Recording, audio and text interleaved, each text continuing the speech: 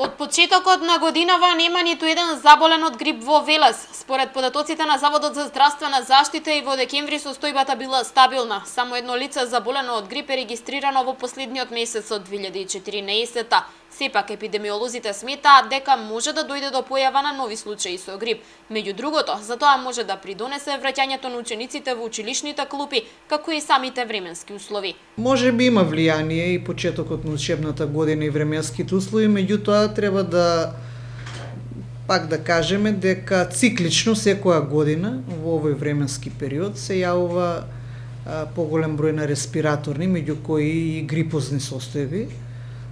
Така да воглавно се работи за сезонско заболување кое што се јавува во овој временски период, а инаку сите други фактори допринесуваат за зголемен број на заболувања.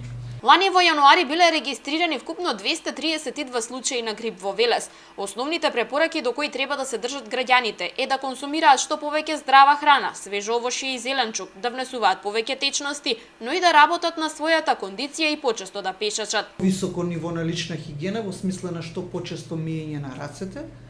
Значи, потоа препорачуваме да не се собираат луѓето во поголем број во затворени простории, каде што не е проветрено, затоа што концентрацијата тука на инфективни честичи знае да биде многу голема, така да многу полесно доаѓа до заразување.